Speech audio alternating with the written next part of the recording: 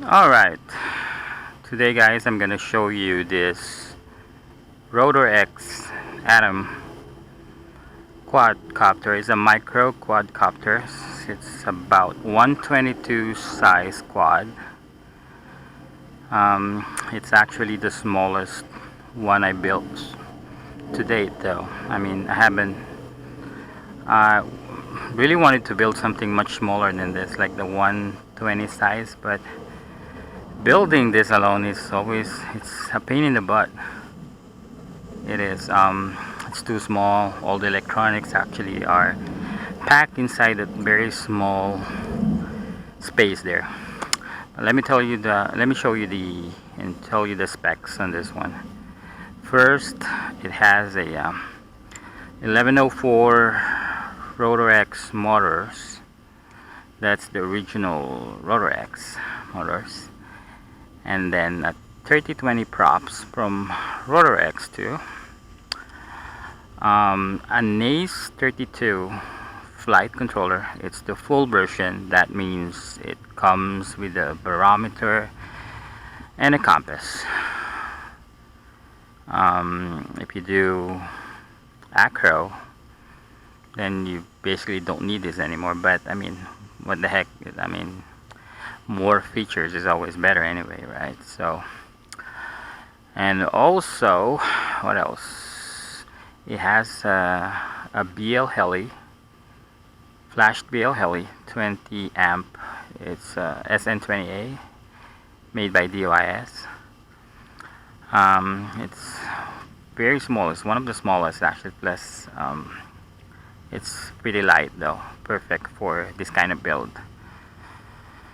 I put a power distribution board in here, although if you look at the build manual from RotorX, it doesn't show anything about adding or putting in a PDB, but I prefer having a PDB because it has a built-in BEC 5 volts, which is you need to power just to power on your your flight controller.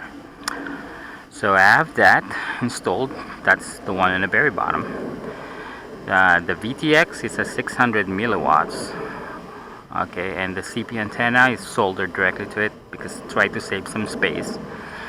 I have DSMX satellite receiver from Lemon RX that I removed the case and try to put it in that location there, and this is the antenna coming out from the receiver. I made some actually printed some 3D printed protection, so when it hits something it protects the frame. I also have this, you just clipped it in there, so that would give you additional protection. What else? I do have two kinds of battery that I put in here. I got the 610 milliamp 3S from Rhino. It's pretty light, but I'm starting to like the 1000 milliamp from Nanotech because it gives me more flight time. The orange one, I'm probably getting like 5 minutes, and on this one here. But on this Nanotech, because it's bigger, so it's 1000 milliamps, so I'm getting probably around 7 to 8 minutes of flight time. That's aggressive flying.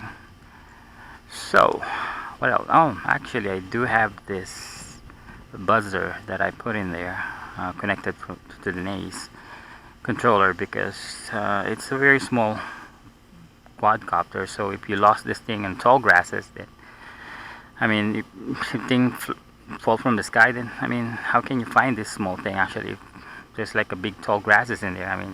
So I put this thing, so I click the switch from the receiver, it would start alarming, so I can find it easily. And also gives me a warning during the low voltage.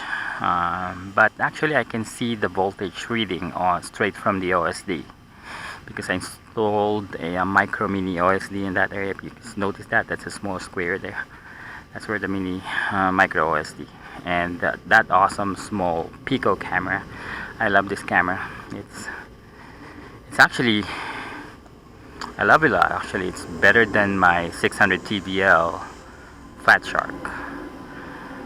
Good lighting, good light metering, so it's pretty nice.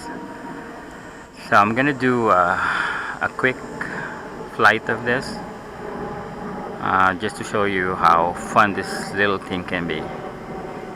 And you might want to build one for yourself. It cost me about $300 for the parts, plus a couple of days of man hours. So you have to. It's not easy to build, but it's one of the most rewarding once you finish building it, because it's so much fun to fly. It's so actually one of my best flyer so far, and I love this thing a lot, and I like it a lot that I want to build another one. So, alright, I'll show you next how this thing fly.